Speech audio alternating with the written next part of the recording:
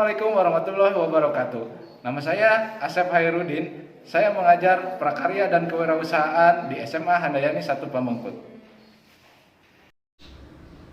Kemasan produk transportasi dan logistik. Kemasan dapat diartikan sebagai wadah atau pembungkus yang berguna mencegah atau mengurangi terjadinya kerusakan-kerusakan pada bahan yang dikemas atau yang dibungkusnya. Secara spesifik, kemasan menurut Klimczuk dan Krasovek dapat diartikan sebagai desain kreatif yang mengaitkan bentuk, struktur, material, warna, citra, tipografi, dan elemen-elemen desain dengan informasi produk agar produk dapat dipasarkan. Berikut beberapa contoh kemasan sederhana yang terbuat dari kertas maupun dari karton. Fungsi kemasan. Banyak perusahaan yang sangat memperhatikan pembungkus suatu barang sebab mereka menganggap bahwa fungsi kemasan tidak hanya sebagai pembungkus, tetapi jauh lebih luas daripada itu. Menurut Henry Shimamura, mengemukakan bahwa pengemasan mempunyai dua fungsi, yaitu yang pertama sebagai fungsi protektif dan kedua sebagai fungsi promosional. Untuk yang pertama, fungsi protektif berkenaan dengan proteksi produk, perbedaan iklim, prasarana transportasi, dan saluran distribusi yang semua berimbas pada pengemasan. Dengan pengemasan protektif, para konsumen tidak perlu harus menanggung risiko pembelian produk rusak atau cacat. Yang kedua, fungsi promosional. Peran kemasan pada umumnya dibatasi pada perlindungan produk, namun kemasan juga digunakan sebagai sarana promosional menyangkut promosi. Perusahaan mempertimbangkan preferensi konsumen menyangkut warna, ukuran, dan penampilan. Selain berfungsi sebagai media pemasaran, kemasan juga memiliki beberapa fungsi lain, yaitu yang pertama, kemasan melindungi produk dalam pergerakan. Salah satu fungsi dasar kemasan adalah untuk mengurangi terjadinya kehancuran, busuk, atau kehilangan melalui pencurian atau kesalahan penempatan. Yang kedua, kemasan memberikan cara yang menarik untuk menarik perhatian kepada sebuah produk dan memperkuat citra produk. Yang ketiga, kombinasi dari keduanya, marketing dan logistik, di mana kemasan menjual produk dengan menarik perhatian dan mengkomunikasikannya. Jenis-jenis kemasan. Yang pertama, berdasarkan struktur isi, kemasan dibagi menjadi 3 jenis, yaitu yang pertama, kemasan primer, yaitu bahan kemas langsung mewadahi bahan pangan atau hasil kerajinan, contohnya kaleng, susu, botol, minuman, dan lain-lain. Yang kedua, kemasan sekunder, yaitu kemasan yang fungsi utamanya melindungi kelompok kemasan lainnya, seperti kotak karton untuk wadah kaleng susu, kotak kayu untuk wadah buah-buahan yang dibungkus, dan sebagainya. Yang ketiga, kemasan tersier, yaitu kemasan yang diperlukan untuk menyimpan, pengiriman, atau identifikasi. Kemasan tersier umumnya digunakan sebagai pelindung selama pengangkutan. Yang kedua, jenis-jenis kemasan berdasarkan frekuensi pemakaiannya dibagi menjadi 3 jenis. Yang pertama, kemasan sekali pakai atau disposable, yaitu kemasan yang langsung dibuang setelah 1 kali pakai. Contohnya bungkus plastik, bungkus permen, bungkus daun, karton dus, makanan kaleng, dan lain-lain. Yang kedua, kemasan yang dapat dipakai berulang kali atau multi-trip. Kemasan jenis ini umumnya tidak dibuang oleh konsumen, akan tetapi dikembalikan lagi pada agen penjual untuk kemudian dimanfaatkan ulang oleh pabrik. Contohnya, botol minuman dan botol kecap. Yang ketiga, kemasan yang tidak dibuang atau semi-disposable. Kemasan ini biasanya digunakan untuk kepentingan lain di rumah konsumen setelah dipakai. Contohnya kaleng biskuit, kaleng susu, dan berbagai jenis botol lainnya. Lalu yang ketiga, jenis-jenis kemasan yang ketiga berdasarkan tingkat kesiapan pakai, dibagi menjadi 2 jenis. Yang pertama, kemasan siap pakai, yaitu bahan kemas yang siap untuk diisi dengan bentuk yang telah sempurna sejak keluar dari pabrik. Contohnya adalah wadah botol, wadah kaleng, dan sebagainya. Yang kedua, kemasan siap dirakit, yaitu kemasan yang masih memerlukan tahap perakitan sebelum pengisian. Misalnya kaleng dalam bentuk lempengan dan silinder fleksibel, wadah yang terbuat dari kertas, foil atau plastik, dan lain sebagainya. Pemilihan desain kemasan. Menurut Philip Kotler pada buku karangannya pada tahun 2003, terdapat 6 faktor yang penting dalam mempengaruhi kemasan, yaitu yang pertama, warna. Konsumen akan melihat warna jauh lebih cepat daripada melihat bentuk atau rupa, dan warnalah yang pertama kali produk dipajangkan.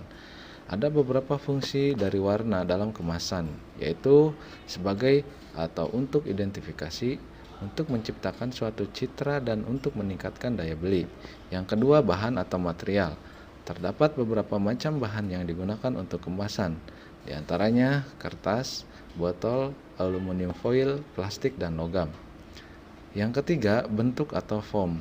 Bentuk kemasan merupakan pendukung utama terciptanya seluruh daya tarik visual. Bentuk biasanya ditentukan oleh sifat produknya, pertimbangan mekanis, kondisi penjualan, pertimbangan pemajangan, dan cara penggunaan. Yang keempat, ukuran atau size. Ukuran kemasan tergantung pada jenis produk yang dibungkusnya, baik untuk ukuran panjang, lebar, maupun tipis dan tebalnya kemasan. Yang kelima, logo atau brand.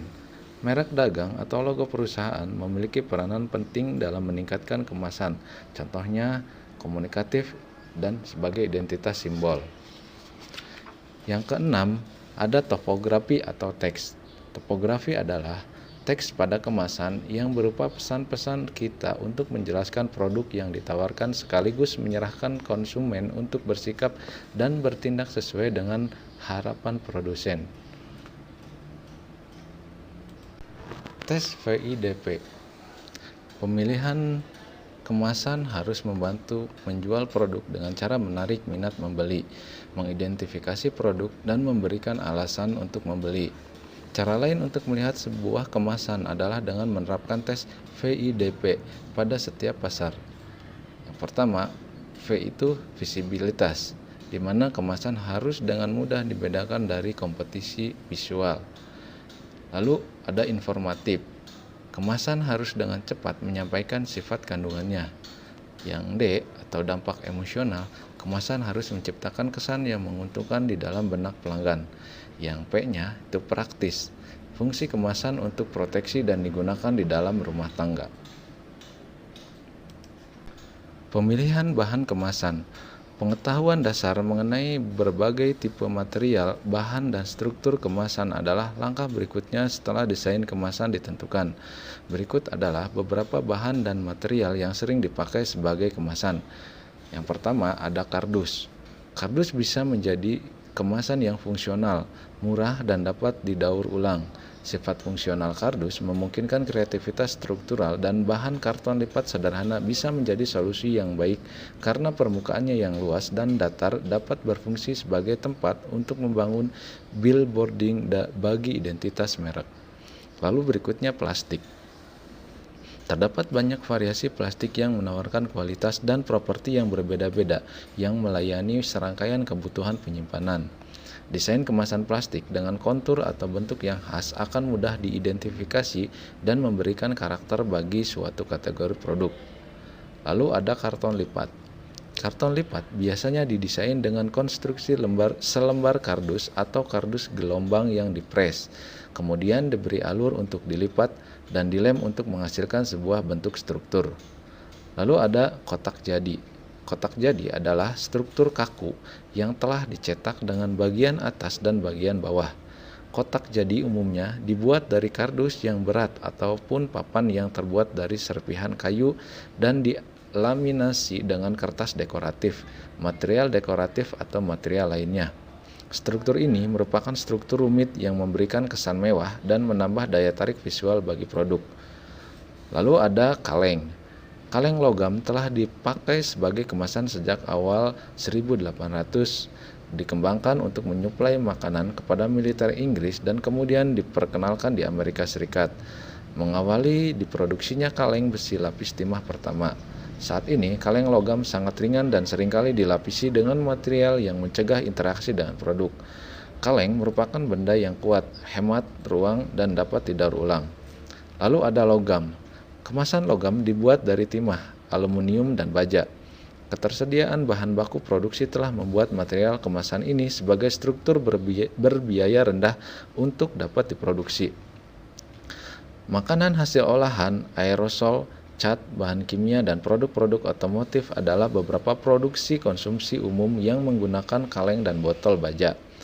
Aluminium seringkali digunakan dalam kategori produk minuman berkarbonasi serta kategori kesehatan dan kecantikan. Lalu yang terakhir ada kaca.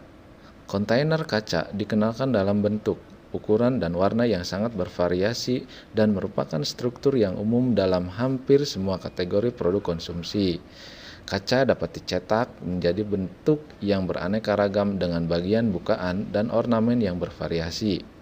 Desain botol yang inovatif menggunakan pelabelan dan teknik cetak yang berbeda-beda adalah sarana untuk mencapai desain kemasan yang sesuai.